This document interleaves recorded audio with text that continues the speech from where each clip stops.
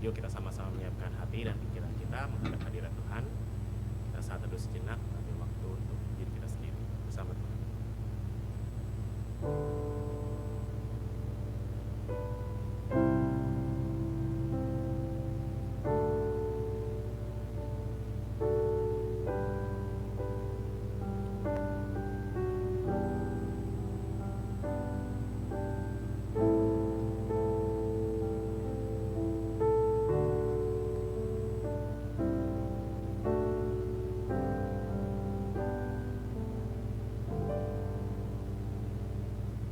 Yuk teman-teman, kita berdiri. Kita mau menyambut Tuhan di dalam ibadah dan di dalam hati kita. Kita mau menyanyikan kasih setia Tuhan, baik sekarang maupun ke depannya. Ku nyanyikan kasih Tuhan, kasih setia Tuhan selamat.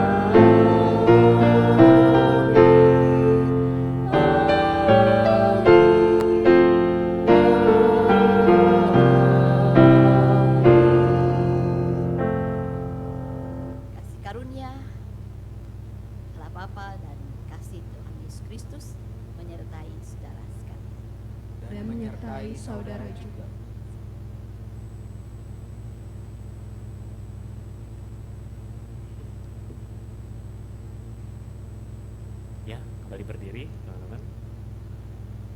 Kita membaca dari Mazmur 34 ayat yang kelima, versi terjemahan yang kedua dan juga untuk versi bahasa Inggrisnya. Kita mau bacakan ini bersama-sama ya. Sudah di depan. 1, 2, 3. Aku telah mencari Tuhan, lalu Ia menjawab aku dan melepaskan aku dari segala kegentaranku. Lalu saya akan bacakan yang versi bahasa Inggrisnya. I sought the Lord and He answered me. He delivered me from all my fears. Ya teman-teman, jadi sebagaimana mungkin tema kita hari ini ngomongin tentang untuk apakah aku hidup.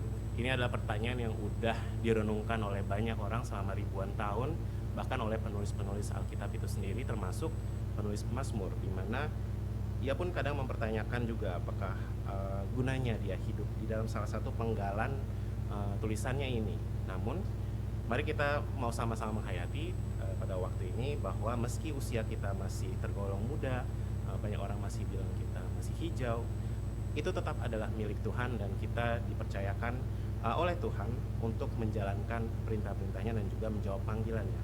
Mari kita nyanyikan Aku Milikmu Yesus Tuhanku sebagai bentuk penghayatan kita bahwa hidup ini adalah milik Tuhan.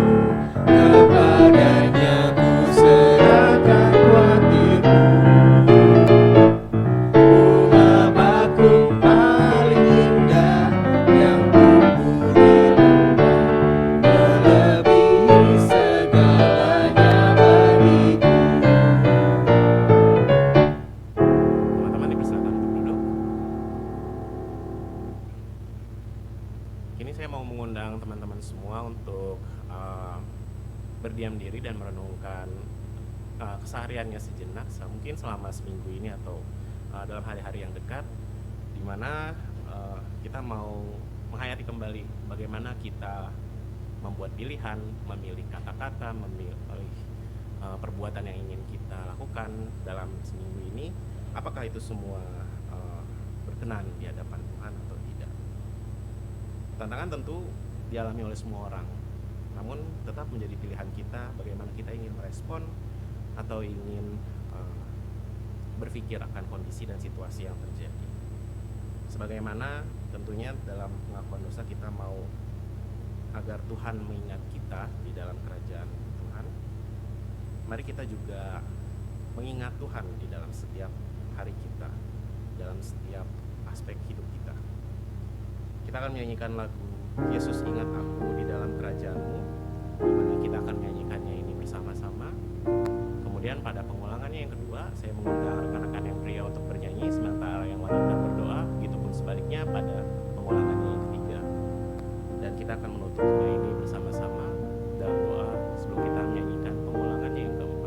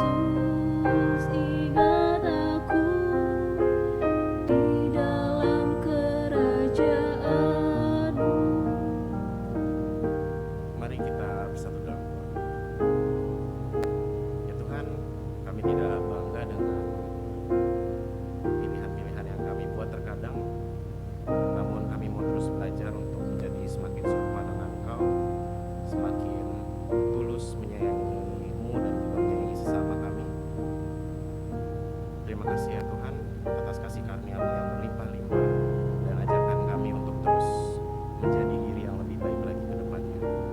Amin. Mari kita nyanyikan sekali lagi, Yesus ingat aku dalam kerajaan.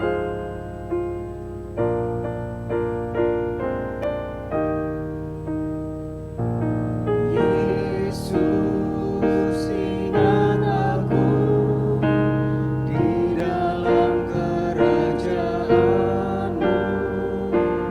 Yesus ingat aku di dalam kerajaan-Mu. Mari kita menyambut berita anugerah kita dengan berdiri sambil membaca 1 Yohanes 1 ayatnya yang 9. 1, 2, 3. Jika kita mengaku dosa kita, Dia setia dan adil dan akan mengampuni dosa-dosa kita dan membersihkan kita dari segala kejahatan. Demikianlah berita anugerah dari Tuhan. Damai Kristus besertamu, dan biarlah damai Kristus terus kekal dan hidup di hati teman-teman sekalian. Silahkan untuk memberikan salam damai kepada teman-teman di sekelilingnya.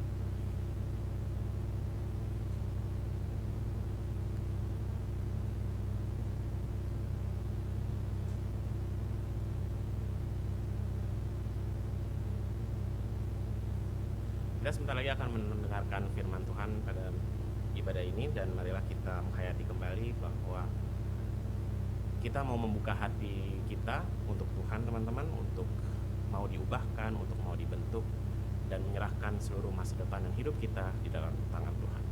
Tuhan, inilah hidup.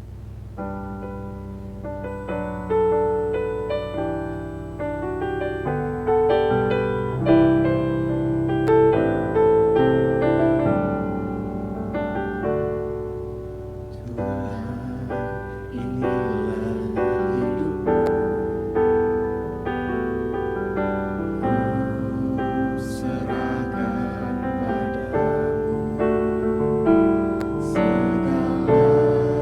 cita-citaku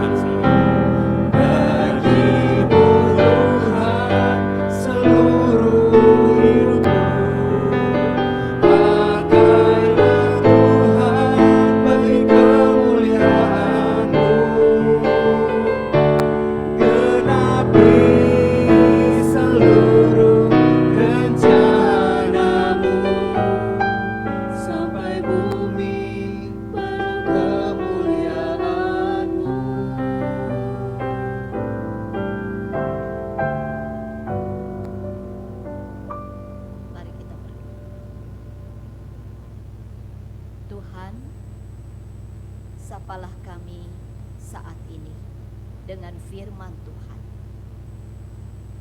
Buatlah kami mengerti firman yang Tuhan mau sampaikan kepada kami, yang harus menjadi perhatian kami, sehingga kami tahu jawabnya untuk apa kami hidup di dunia ini. Kiranya Roh Kudus menolong kami, hamba-Mu yang memberitakan firman Tuhan, dan anak-anak-Mu yang mendengarkan firman Tuhan, supaya di dalam kuasa Roh Kudus firman-Mu diperdengarkan, dan di dalam kuasa Roh Kudus firman-Mu didengarkan dan dimengerti. Juga di dalam kuasa Roh Kudus, firman yang sudah kami mengerti, kami mau terapkan di dalam hidup kami masing-masing. Sekali lagi sapalah kami ya Tuhan. Dalam nama Yesus kami berdoa. Amin. Pembacaan Injil Lukas pasal 13.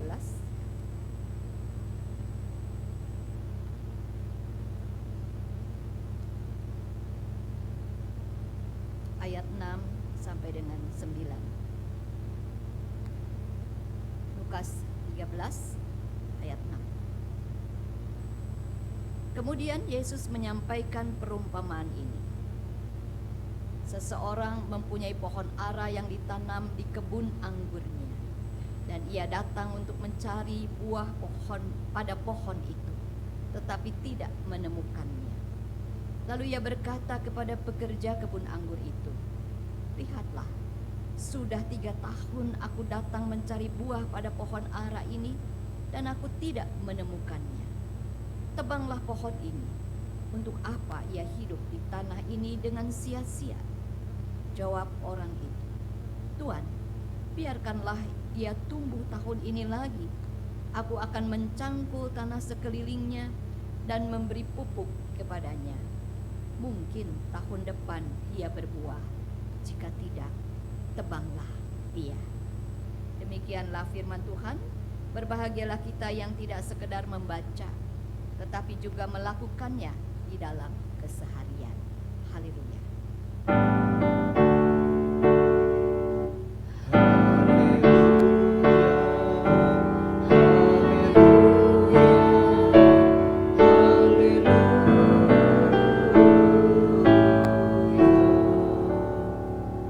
Silakan duduk,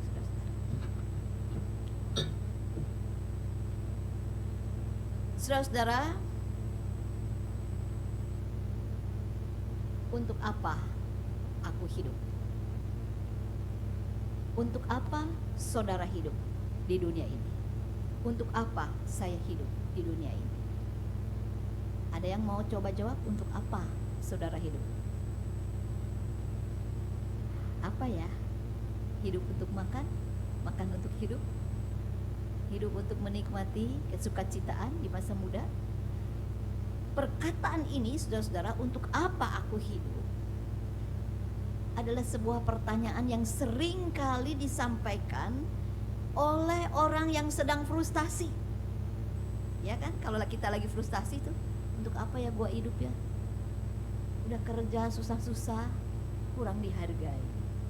Udah berusaha, tetapi nggak ada hasil. Untuk apa?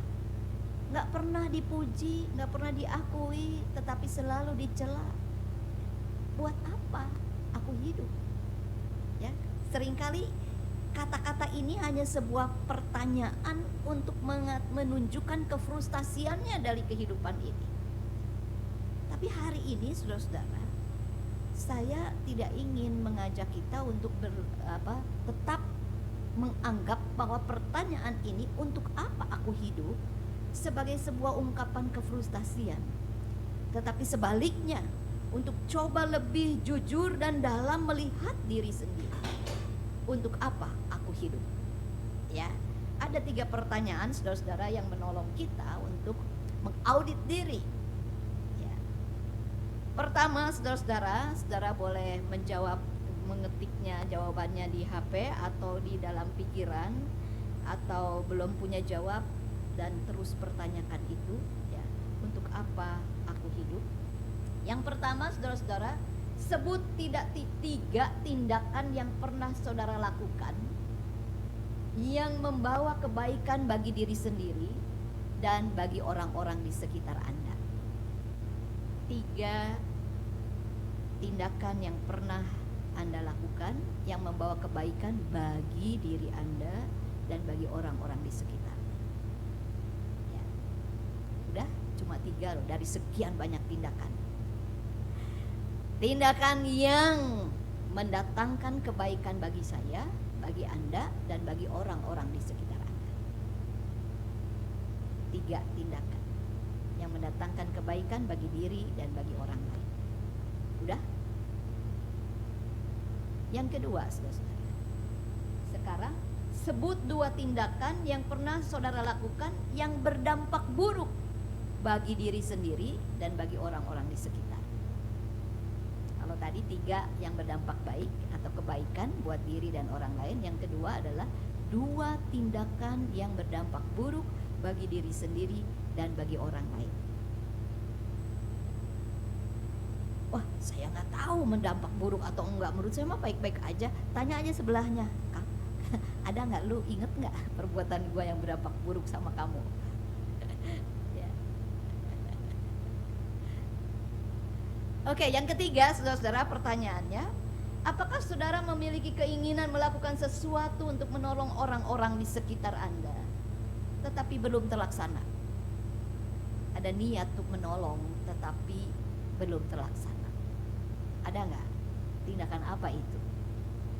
Udah diingat? Udah punya jawab? Kenapa belum dilaksanakan? Kenapa ya? Soalnya takut salah paham, belum ada waktu, ya, nggak punya kesempatan, malu, ya, nggak berani, takut salah, ya. Mungkin banyak alasannya, saudara-saudara. Oke? Jawaban itu simpan dalam pikiran Anda dan hati Anda. Mari kita kritisi jawaban itu dengan apa yang kita akan dengar bersama. Saudara-saudara, untuk apa aku hidup?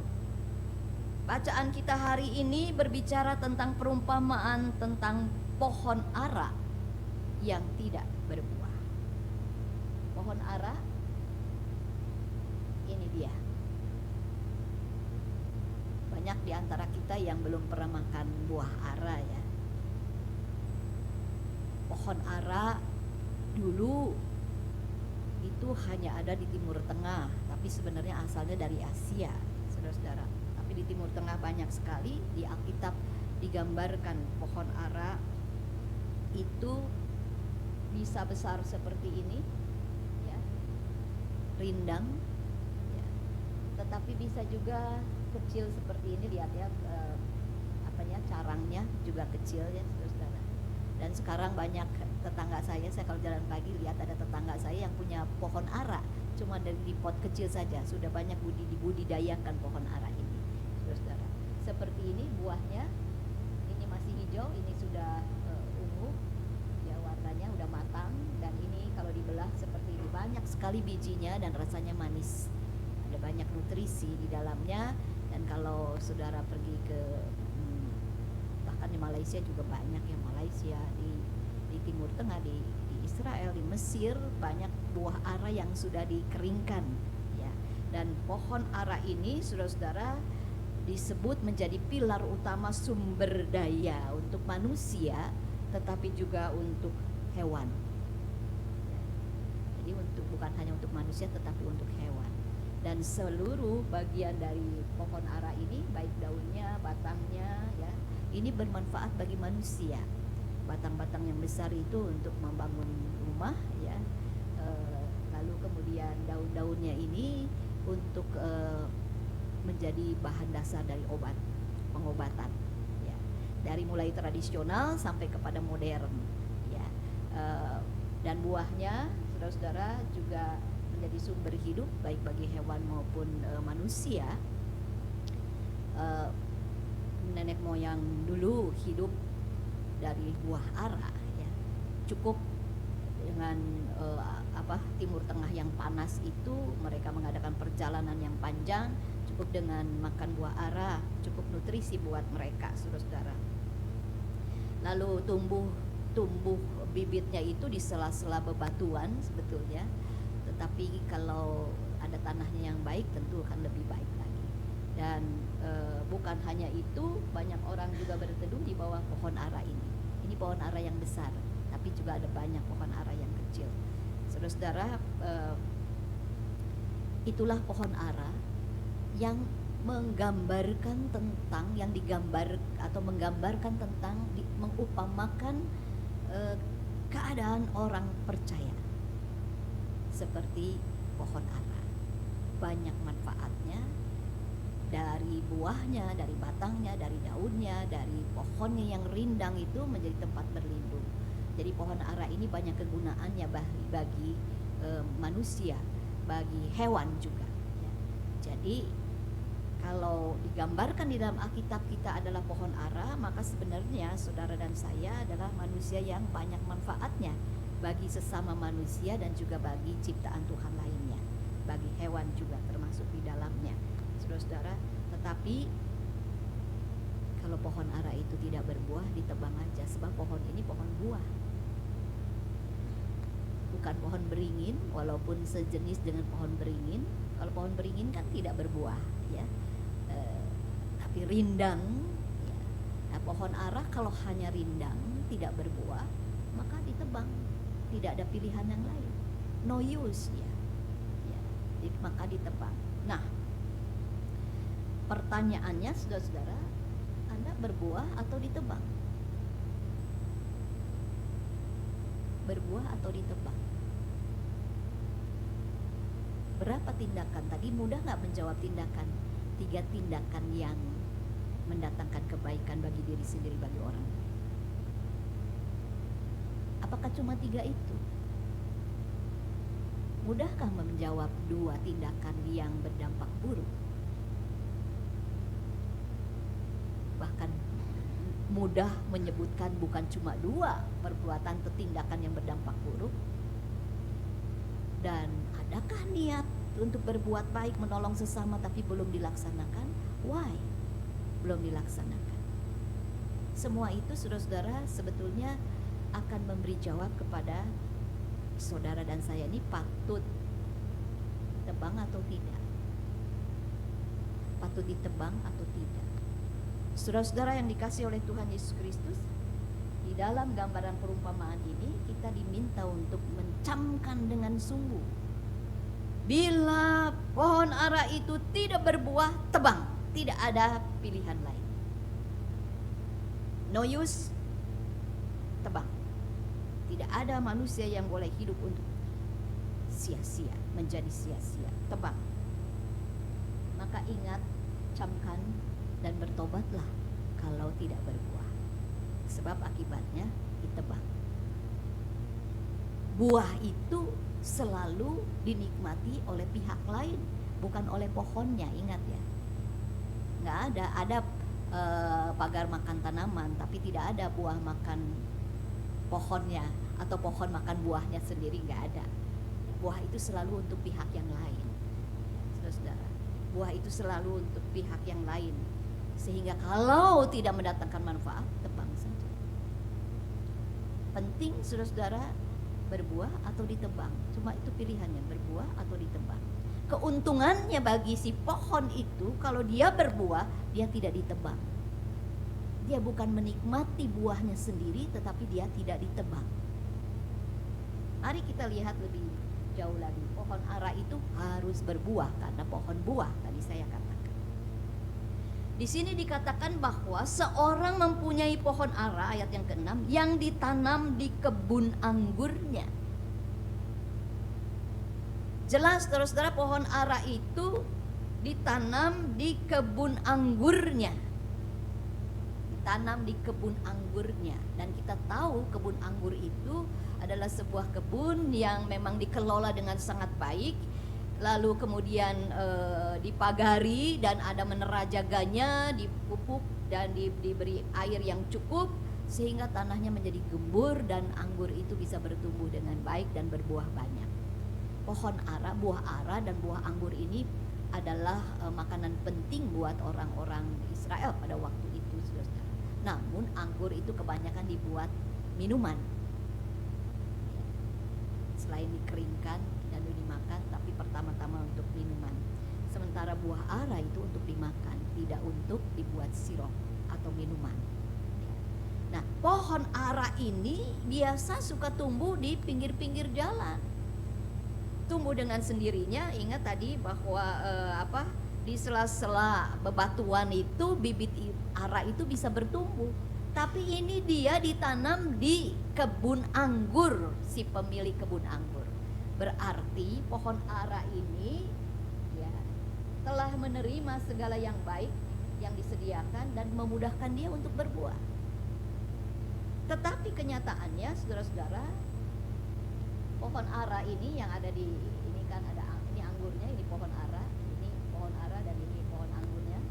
Tetapi setelah 3 tahun belum berbuah. Sudah 3 tahun aku datang mencari buah pada pohon ara ini dan aku tidak menemukannya. 3 tahun. Seharusnya pohon ara itu 6 bulan juga udah bisa berbuah. Setahun itu bisa minimal 2 kali panen, bahkan sampai 3-4 kali panen. Kalau pohon ara itu besar seperti ini, 1 kali panen itu menghasilkan 1000 sampai 1500 kilogram buah ara. Anda bisa bayangkan ya, 100 kilo, 1000 sampai 1500 itu lebih dari 3 macam tindakan, kan betul ya? Seharusnya seperti itu. Tetapi selama 3 tahun mestinya paling tidak sudah 6 kali panen kan? Minimal 6 kali panen, tapi tidak satu pun buah. Padahal cukup nutrisi, cukup makanan, cukup segala yang baik untuk dia bisa berbuah. Tetapi tidak mendapatkan buah, makanya si pemilik itu bilang tebang saja, sudah sia-sia. Dia makan banyak nutrisi di sini, ya. Dengan mudah dia boleh menikmati kehidupan yang baik, tapi tidak ada buah. Lalu si pengurus kebun itu mengatakan, berilah kesempatan 1 tahun lagi. Bukan 6 bulan loh mintanya, 1 tahun lagi. Sebab kalau nggak ada kan mestinya 6 bulan udah cukup bisa panen. Tapi mintanya 1 tahun lagi, kesempatan yang cukup terbuka luas, panjang, 1 tahun. 1 tahun itu diupayakan lagi, digemburkan lagi, dipupuk, diberi waktu lagi. Aku akan menggali tanah di sekitarnya supaya menjadi lebih hidup, banyak oksigen dengan penggemburkan tanah sekelilingnya itu, dan air bisa lebih masuk, dan matahari dan semuanya akan lebih bisa memberikan kebutuhan bagi pohon ara ini sehingga semakin mudah dia berbuah. Beri 1 waktu, 1 tahun lagi. Dan saudara-saudara diberikan 1 tahun lagi. Cukup.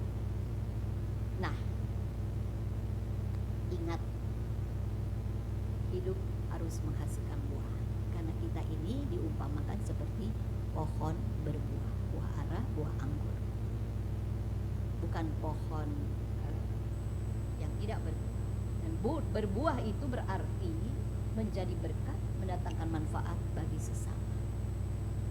Maka pertanyaan yang pertama tadi, 3 tindakan, coba ingat 3 tindakan yang mendatangkan kebaikan bagi diri sendiri dan bagi orang lain. Sudah berapa banyak buah yang kau hasilkan? Saudara dan saya seperti pohon ara yang ditanam di kebun anggur. Tuhan telah memberikan kehidupan buat bagi kita, membarui kehidupan kita, menebus kita oleh pengorbanan Yesus di atas kayu salib, lalu diberikan banyak berkat karunia, kemampuan, kasih karunia Allah dan anugerah Allah di dalam sepanjang hidup, dan pemeliharaan Allah, juga kesempatan yang terbuka luas supaya kita bisa menghasilkan buah. Coba, menurut saudara, berkat Tuhan yang kurang bagi Anda apa? Ada gak? Tuhan kurang ini nih. Ada gak? Kurang gak berkat Tuhan buat hidup kita? Tidak pernah kurang. Tapi kita suka merasa kurang. Tuhan, belum punya si doi, itu kurang berkat Tuhan. Belum punya ini Tuhan yang saya ingin, berarti berkat Tuhan belum cukup buat saya. Tuhan tidak pernah kurang memberi berkat dan juga tidak pernah menunda-nunda memberi. Saudara, berapa banyak kesempatan, waktu, anugerah Tuhan yang sudah kita sia-siakan dalam hidup ini. Pantas nggak ditebang? Nah, mari kita lihat alasan kita tidak berbuah. Satu, play victim. Berperan atau bermain menjadi korban, sehingga dia tidak menghasilkan buah atau bahkan tidak menghayati makna hidup dia di dunia ini. Saya kan gak minta dilahirkan. Saya kan gak minta dilahirkan di tengah keluarga yang cekcok melulu, orang tua yang susah, tidak memfasilitasi saya dengan mudah seperti kebanyakan teman-teman saya. Buat apa saya hidup? Saya dididik secara keras, KDRT yang setiap hari saya lihat. Wajar kalau sekarang saya menjadi orang yang kasar, karena yang dipelajari tiap hari adalah tindakan kekerasan. Tidak pernah dipeluk. Ada anak muda yang tidak pernah dipeluk oleh ayah ibunya, saudara-saudara. Setelah dia menikah, dia tidak ingin kehilangan istri dan anaknya. Apa akibatnya? Ketika dia kangen sama istrinya, dia jemput istrinya dari kantor, suruh pulang. Dan dia tidak bekerja karena dia mau menemani anaknya 24 jam. Kalau istrinya belum mau pulang, dia teriak-teriak di kantor istrinya supaya pulang.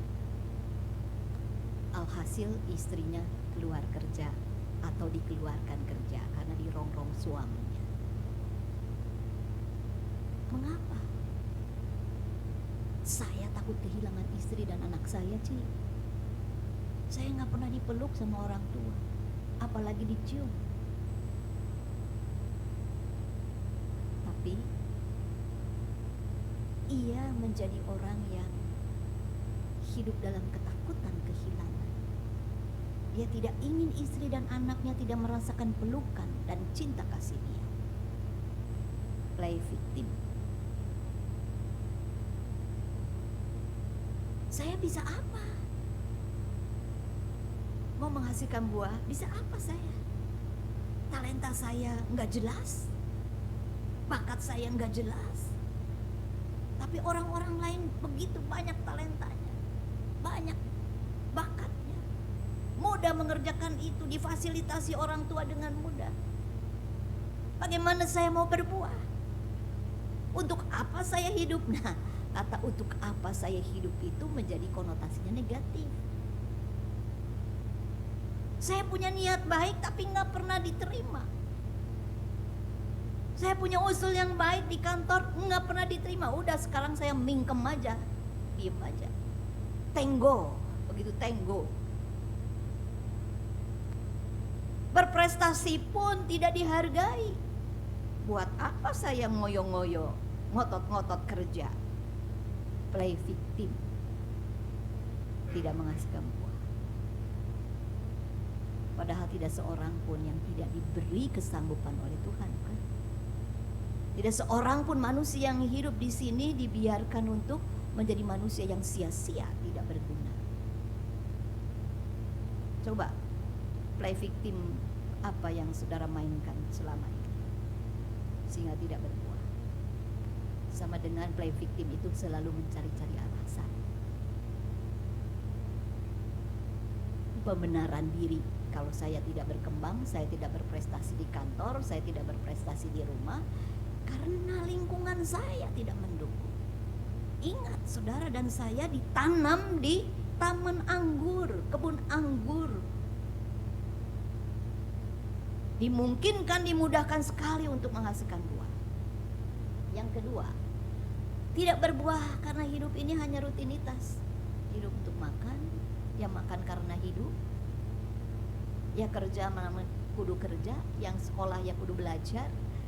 Rutinitas hanya karena kewajiban-kewajiban dan dikerjakan dengan rutin. Kebaktian juga rutin. Ya, masa orang Kristen gak berdoa? Masa orang Kristen gak ke gereja? Tetapi semua itu tidak menjadi nutrisi yang memampukan dia menghasilkan sesuatu yang menghasilkan buah manfaat bagi lingkungan. Yang ketiga, saudara-saudara, hidupnya berkompetisi demi kesuksesan duniawi. Tidak memikirkan pengaruhnya bagi orang lain, tetapi bagi diri sendiri. Saya harus maju, saya harus mengalahkan banyak kompetitor saya di kantor, di sekolah, di dalam masyarakat, dimanapun juga. Kalau ada yang nyalip, bacok ya di jalan. Berkompetisi untuk kesuksesan dunia. Aku tidak boleh ada yang mengalahkan. Mau tampil di panggung karena mau tampil karena dia menjadi orang yang hebat. Membawa pengaruh baik bagi orang lain, bagi diri sendiri? Bukan. Dan yang terakhir, saudara-saudara, dari semua itu sebenarnya poinnya di sini tidak melekat kepada Tuhan, sumber hidup yang memberi kesanggupan kepada dia untuk berbuah. Mari kita lihat, saudara-saudara, ini video pendek yang saya dapat dari TikTok, Instagram ya.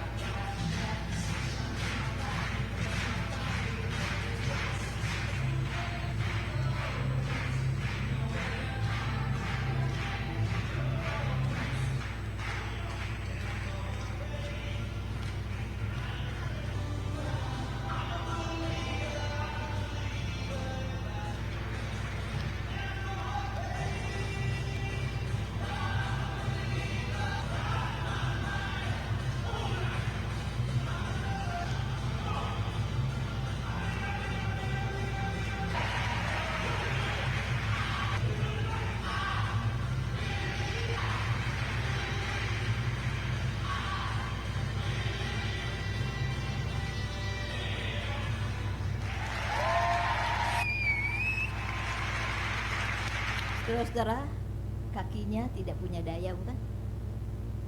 Menurut saudara dia tetap berbuah nggak? Tetap berbuah? Membawa pengaruh kebaikan bagi sesamanya, bagi diri sendiri? Bagi diri sendiri, kepercayaan dirinya terus bertumbuh. Dia tidak play victim loh. Kenapa Tuhan lahirkan saya dengan cacat? Saya nggak punya alasan untuk tidak ngapa-ngapain. Saya mau keluar malu, mau bekerja malu, mau sekolah malu, mau berbuat apa-apa malu, mau melayani juga malu. Karena saya tidak normal seperti orang lain. Mengapa dia bisa tetap menjadi orang yang mendatangkan manfaat, berkat bagi orang lain, bagi penari lainnya? Karena dia fokus kepada apa yang menjadi kekuatannya, bukan pada kelemahannya. Dia tidak play victim. Tidak pernah ada manusia yang tidak dilengkapi oleh Tuhan. Seringkali kita tidak berbuah karena kita berfokus kepada apa yang menjadi kelemahan kita. Atau kita ingin seperti orang lain. Yang di atas kakinya sendiri dia bisa menari. Bukan cuma tangannya dia menari, tetapi kakinya juga ikut menari. Kalau itu konsepnya, dia tidak akan pernah bisa bermanfaat bagi orang lain. Tapi dia berfokus kepada apa yang menjadi kekuatannya, maka dia bisa bermanfaat bagi orang lain. Adakah di sini orang yang penuh dengan kelemahan, tidak ada satupun kekuatan di dalam dirinya? Gak ada. Adakah orang yang sangat punya kekuatan yang banyak dan tidak ada kelemahan di dalam dirinya? Enggak ada juga. Tapi mari kita berbuah. Berfokus kepada apa yang Tuhan berikan, yang sudah Tuhan anugerahkan kepada kita. Keselamatan dan berbagai macam kesempatan dan kemampuan. Perhatikan dengan sungguh, saudara-saudara. Ini dulu. Ini apa, saudara, selintas dibaca? Buah roh dengan 9 rasa. Bukan 9 buah roh. Berbuah itu bukan uang banyak, kedudukan tinggi, bukan. Berbuah itu mendatangkan hal-hal yang dirasa sebagai kasih bagi sesama. Berbuah itu mendatangkan hal-hal yang mendatangkan sukacita, damai sejahtera, kesabaran. Ini karena pindah ini jadi aut-autan ya, saudara. Kemurahan, kebaikan, kesetiaan, kelemah lembutan dan penguasaan diri. Penguasaan diri, mungkin saudara merasa penguasaan diri kok bagi orang lain. Orang lain akan lihat dan merasakan berkat kalau berjumpa dengan kita yang sanggup menguasai diri. Saya sengaja mengingatkan kita apa yang menjadi buah roh di dalam Galatia 5 ini. Supaya orientasi kita tidak kepada buah itu pada materi. Tetapi apapun juga yang kita kerjakan, saudara-saudara, sesuai dengan kemampuan yang Tuhan percayakan kepada kita, yang mendatangkan 9 rasa buah roh. Apa yang mendatangkan kebaikan bagi sesama? Kalau ada 9 rasa ini, atau beberapa rasa dari buah roh, upayakan itu dengan apa yang kita miliki. Sebab saudara, perhatikan dengan sungguh, jika kamu tidak bertobat, kamu semua akan binasa. Kalau kita membaca ayat-ayat di atas, saudara, ayatnya yang ketiga ya, di dalam pasal 13 itu, tidak kataku kepadamu, namun jikalau kamu tidak bertobat, kamu semua akan binasa dengan cara demikian.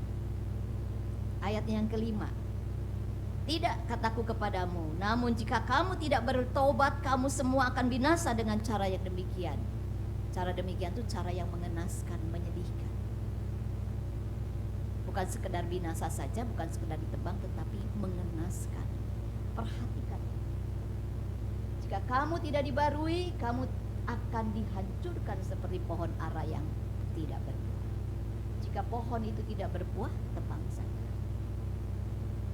Adakah alasan kita untuk tidak berbuah? Tidak ada alasan.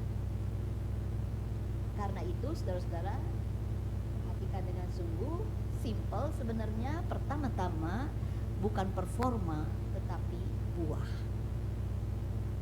Buah itu tidak melulu pada materi, fisik, tetapi nilai-nilai yang mendatangkan berkat bagi sesama. Maka bertobatlah, berbaliklah arah. Jangan berpikir untuk apa saya hidup karena saya frustasi, tetapi berpikirlah untuk apa saya hidup kalau saya tidak mendatangkan buah. Lalu lokalisirlah. Artinya batasi diri, lihat pergaulan yang baik, yang benar, apa yang mau saya lakukan. Perhatikan kepada apa yang menjadi kekuatan kita dan peliharalah itu. Pupuklah itu dan bertumbuhlah. Lalu berbuah. Mana yang belum saudara lakukan?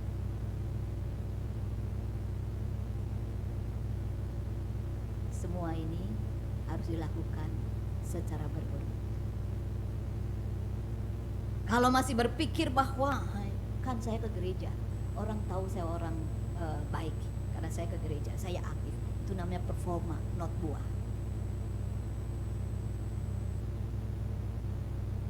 Karena itu bersyukurlah dengan apa yang Tuhan berikan pada kita.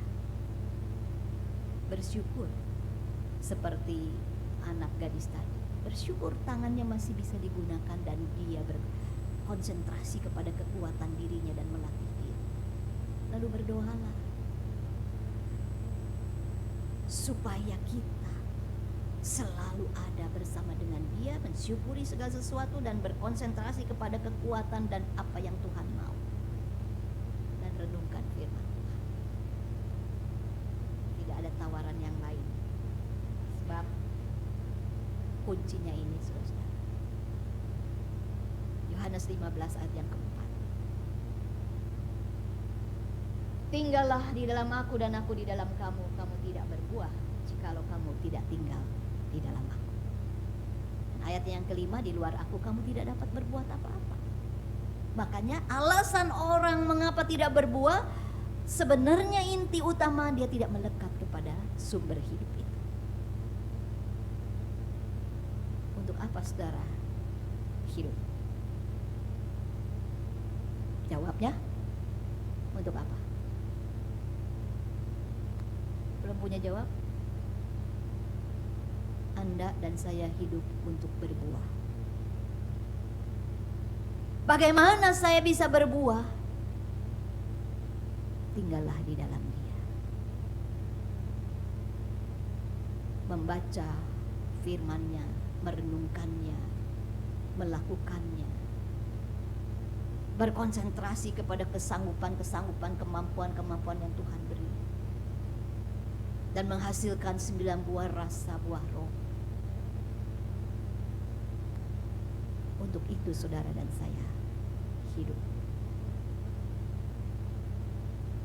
Kembali kepada pertanyaan tadi, maka tidak hanya cuma 3 tindakan yang bisa kita sebut untuk mendatangkan kebaikan bagi kita dan bagi orang lain, tapi lebih banyak lagi.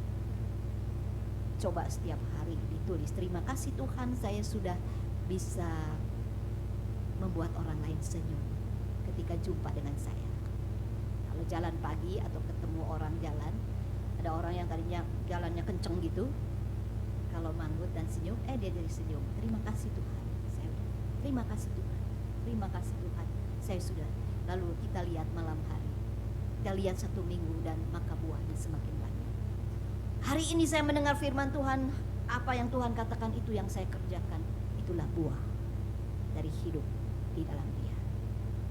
Untuk apa saudara dan saya hidup? Hanya untuk berbuah. Tuhan menolong kita. Amin. Mari kita bersatu.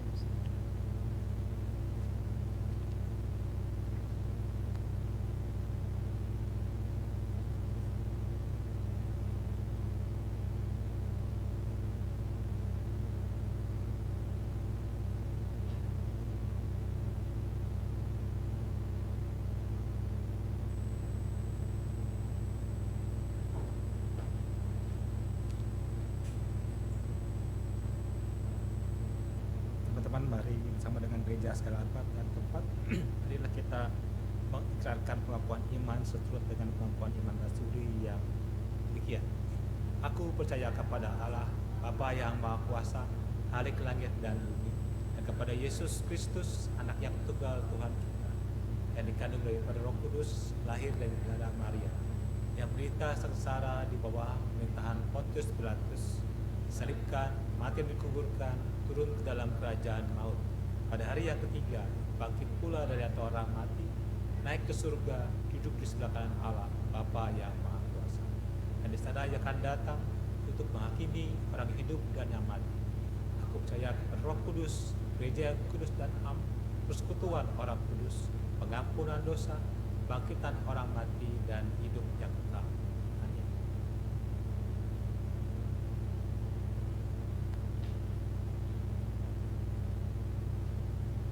Mari saudara kita menaikkan doa syafaat.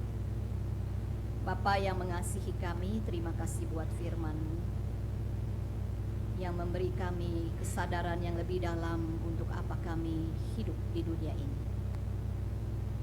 Kami dipanggil untuk berbuah karena Engkau melengkapi kami dengan berbagai hal baik, keselamatan, pengampunan, dan berbagai macam kesanggupan-kesanggupan, talenta yang Kau beri kepada kami, bahkan kesempatan-kesempatan yang luas untuk kami bisa berbuah. Tolong kami Tuhan untuk terus berbuah, menghasilkan manfaat dan menjadi berkat bagi orang-orang di sekitar kami, bahkan bagi bumi ini.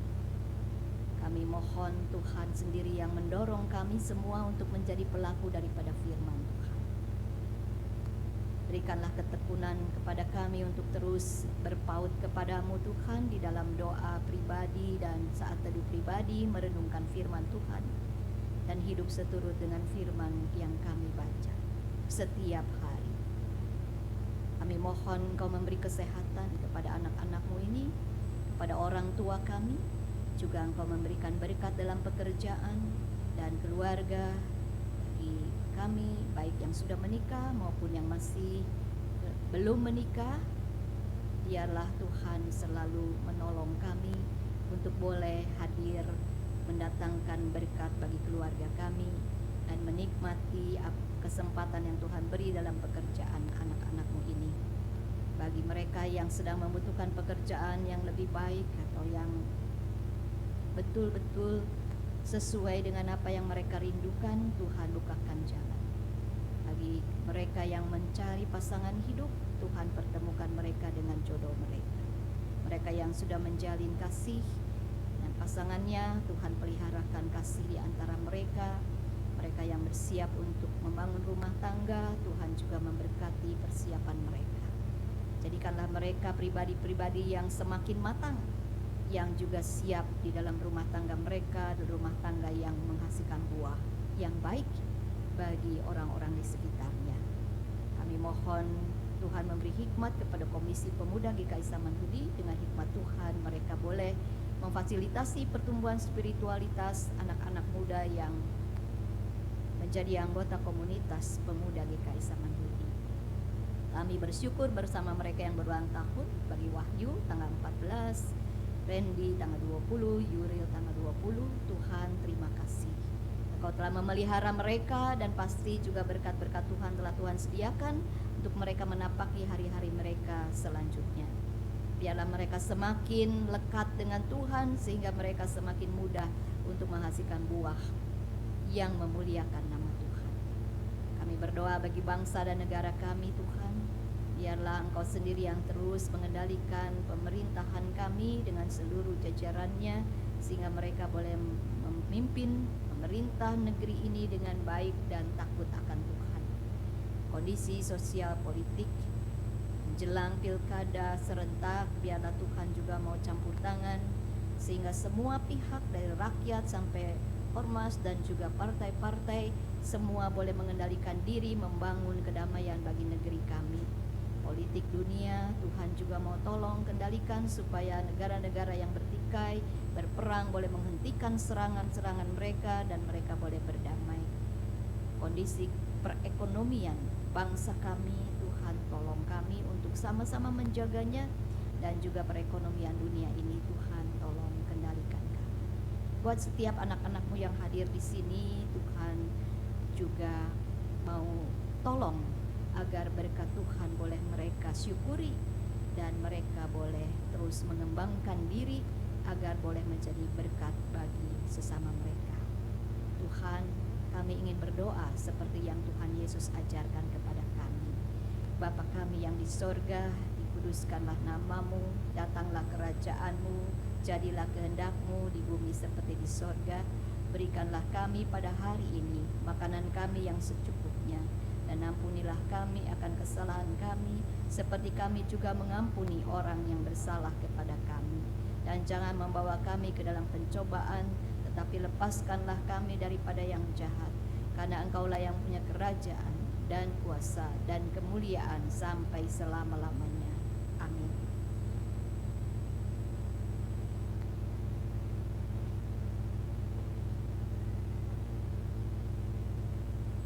Marilah kita mengungkapkan rasa syukur kita dengan memberikan persembahan kepada Tuhan. Firman Tuhan yang mendasari persembahan kita dari Mazmur 50 ayat 23. Siapa yang mempersembahkan syukur sebagai korban, ia memuliakan aku. Siapa yang jujur jalannya, keselamatan yang dari Allah akan kuperoleh. diperlihatkan padanya.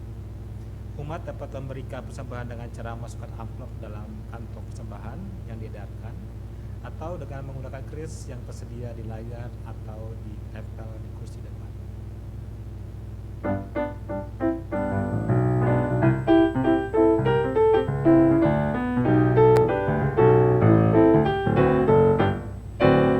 Tabur waktu pagi, tabur benih kasih, tabur waktu siang, terus sampai senja. Nantikan tuai pada musim panen, kita akan bersuka bawa berkasnya, masuk lumbungnya. Kita akan bersuka bawa berkasnya, masuk lumbungnya.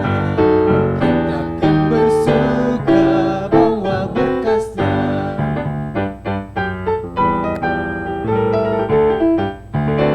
Diterik sang surya di gelap yang awan, kita pun menaburi yang bekerja. Nanti panen tiba, tugas akan usai, kita akan bersuka bawa berkasnya, masuk lumbungnya. Kita akan bersuka bawa berkasnya, masuk lumbungnya. Kita akan bersuka bawa berkasnya.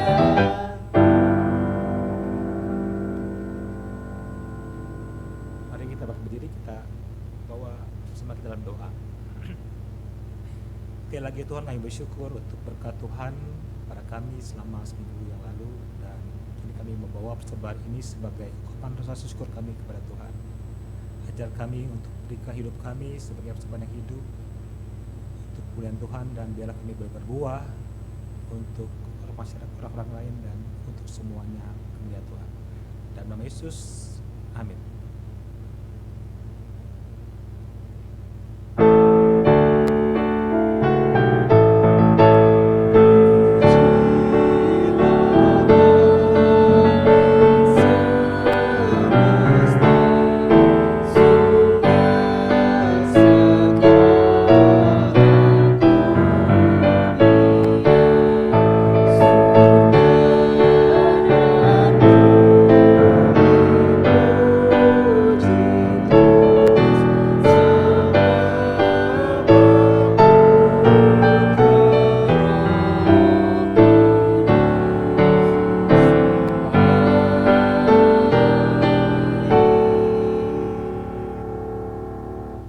Jadi untuk apakah aku hidup? Jawabannya dengan mudah sebenarnya bisa diringkas dalam dua kata: untuk berbuah. Boleh disapa teman kiri kanannya mungkin untuk mengingatkan firman kita hari ini. Untuk apa aku hidup? Untuk berbuah gitu. Ngomongin tentang buah, sebenarnya saya jadi teringat kalau mendiang kakek saya dulu pernah menanam pohon jambu Jamaika. Google aja sendiri setelah ini kalau mau tahu jambu Jamaika itu apa. Cuman yang pasti setiap bulan September atau Oktober itu musim panennya gitu ya. Pasti entah kakek saya atau nenek saya yang lagi yang nanam pohon itu akan senang banget gitu menyambutnya, dan pasti akan dibagi-bagikan termasuk ke cucu-cucu kesayangannya gitu ya. Dan jadi berkat juga benar bagi orang-orang sekitar gitu. Mungkin itu untukku secara pribadi bahwa hidup yang berbuah tentunya menjadi hidup yang membawa dampak positif bagi orang-orang sekitar. Mungkin nggak harus dari orang yang kita belum kenal atau gimana, bisa dimulai dari orang-orang yang sudah kita kenal atau bahkan keluarga kita gitu. Kita mau mengakhiri ibadah kita pada hari ini, berhubung kita sudah di penghujung ibadah kita di minggu ini, tapi ibadah kita yang sesungguhnya tentunya masih nanti kita di luar sana.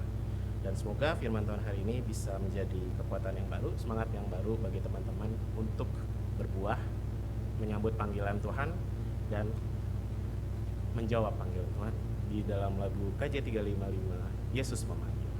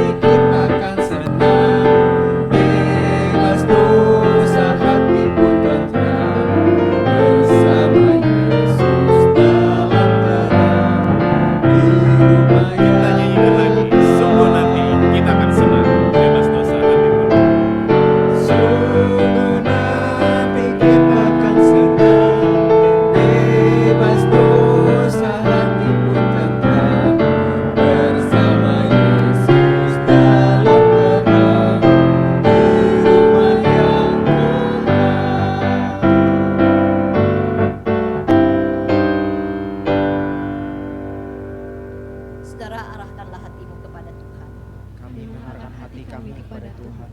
Jadilah saksi Kristus. Syukur kepada Allah, Terpujilah Tuhan. kini dan selamanya. Kini pulanglah dalam damai sejahtera dan terimalah berkat Tuhan.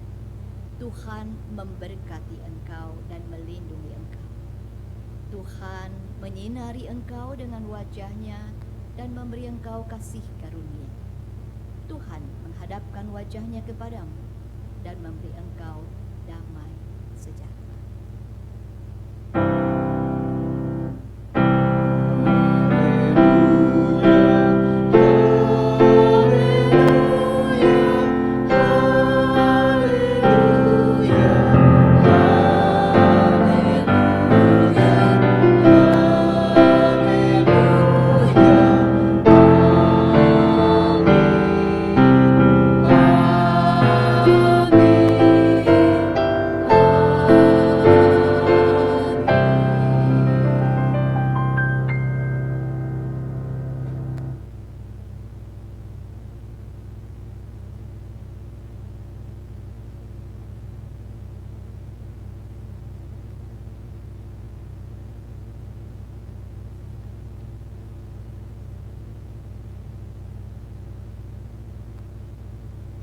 Ya, rekan-rekan silakan mengambil waktu dulu sejenak.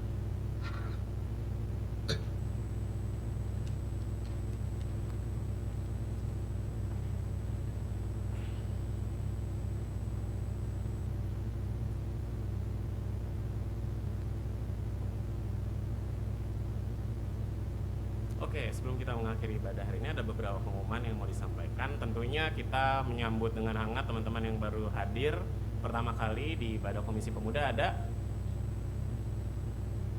Iya. Gak ada ya? Oke, next. Dan minggu depan kita akan oh ada, baik, maaf ya. Silakan boleh. Oh, semuanya kasih tepuk tangan dulu dong buat orang baru. Boleh berdiri memperkenalkan nama zodiak sionya. Enggak deh, nggak usah namanya aja. Diajak siapa ke sini.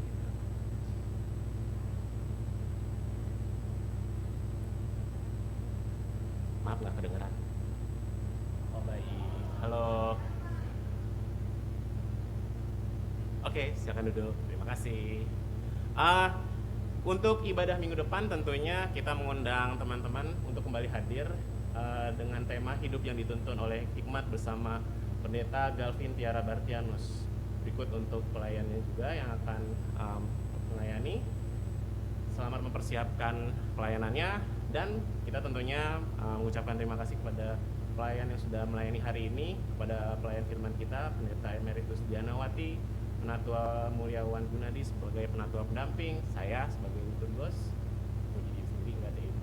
Singer kita ada Wirawan dan Geraldine, pemusik Noah, multimedia Tito, sound Evan, publikasi oleh Sisil dan asyir kita Hendrik dan Linda.